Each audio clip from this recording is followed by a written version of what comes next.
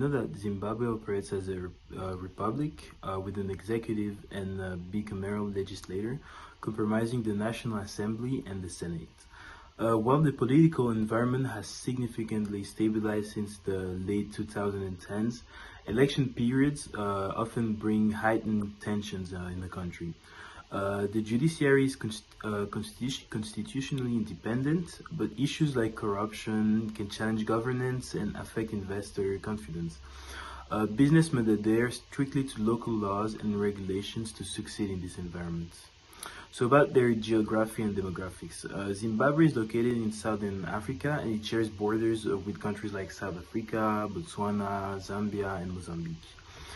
It has a subtropical climate and with temperate regions very suited for agriculture and humid lowlands often used for farming and mining. The population stands at around 16 million, with one third living in urban centers like Harare and Bulawayo.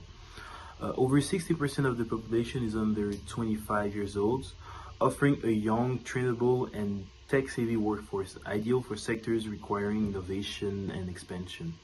The country is rich in natural resources, including gold, platinum, diamonds, and lithium, which drive the economy.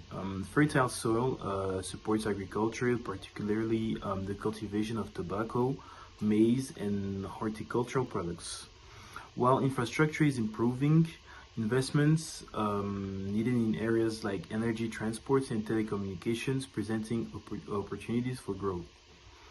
So about their society, culture, and economy, Zimbabwe's cultural landscape is diverse, with the Shona and the Ndebe being the largest ethnic groups. English serves as the official language and for business, and while the Shona and the Dembele remain widely spoken in the population.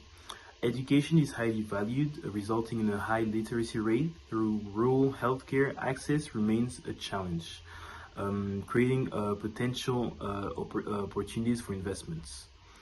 Religiously, over 85% of Zimbabweans identify as Christians, but many also integrate traditional beliefs and ancestral worship into their daily lives. This cultural mix creates a unique religious environment that is marked by tolerance and coexistence. Agriculture contributes about 20% to GDP, with the major exports including tobacco and maize. However, climate change and water shortages impact productivity. The mining sector is vital, producing gold, platinum, and lithium, like I already said, the latter being increasingly important for global electric vehicle battery production. Tourism also plays a key economic role, with attractions like Victoria Falls, Hwange National Park, and investing in infrastructure is crucial to fully capitalize on this sector. Despite challenges like inflation, currency instability, and unemployment, ongoing reforms aim to stabilize the economy and foster growth across various industries.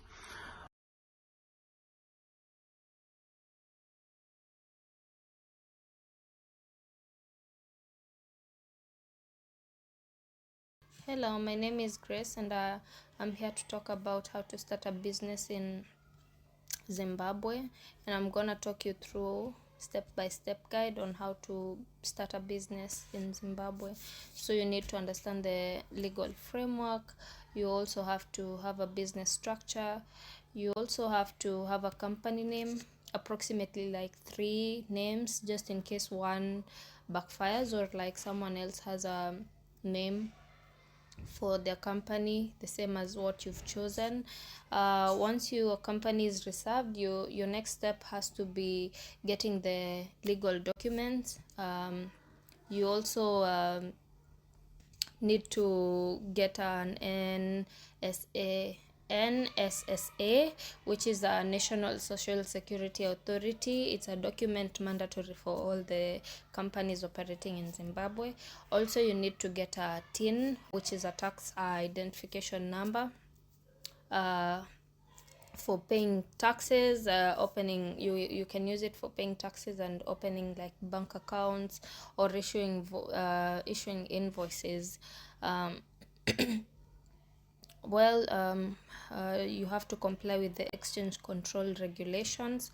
You also need additional permits depending on what you want to operate, like what type of business you want to operate. Like if you want to venture into the mining agriculture, yeah, you need some specific licenses for that, and you can take them in the relevant regulatory bodies. Once your company is up running, it is important for you to start paying taxes to be on the safer side.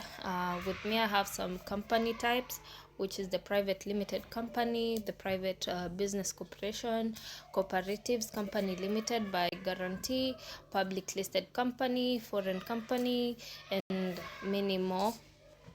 I would like to talk about the cost of doing business as a foreigner in Zimbabwe. If you want to start a private company in Zimbabwe, you have to pay $600, and if you want to start a public company, you have to pay $2,000. When it comes to the right location to start your business, you should know that your chosen location also affects the brand image that you possess later. A wrong choice of location would mean a need to work harder to get people to your place. Therefore, you should choose a location that fairly represents your perceived identity. Yeah. About the tax overview, we have different types of taxes. We have the direct tax, indirect tax, and the payroll taxes. Zimbabwe's tax system plays as the crucial role in the economic framework of the country, providing the necessary revenue to support government operations and development initiatives. The tax collected are vital for funding public services such as education, healthcare, and infrastructure developments. The regular authority that collects taxes is called ZIMRA, which is Zimbabwe Revenue Authority. The laws and regulations concerning starting a business in Zimbabwe, we have you should understand the business structure of the you should understand the business structure of the business that you want to start. Zimbabwe has specific requirements that business must comply to. That includes obtaining necessary licenses, permits, and registrations from relevant government authorities.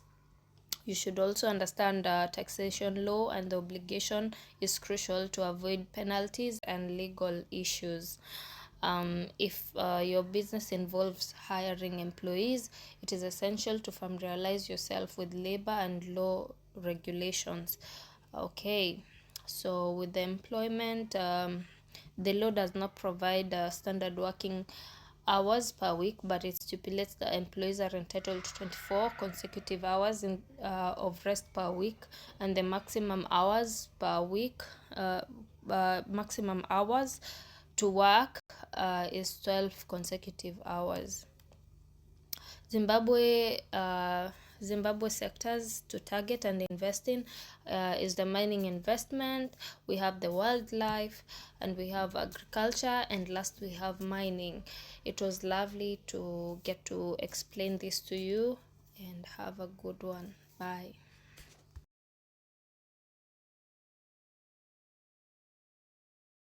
Hello everyone. So lastly, I'm going to add that despite challenges like economic instability and political reforms, Zimbabwe's story is one of the resilience and potential. Its cultural richness shines through its music, art, and traditions like the iconic Mbira music. The blend of history, culture, and modern innovation makes Zimbabwe truly unique. In conclusion, Zimbabwe is a land of contrast, ancient ruins alongside bustling cities, immense natural beauty coupled with dynamic industries, and the people determined to build a brighter future.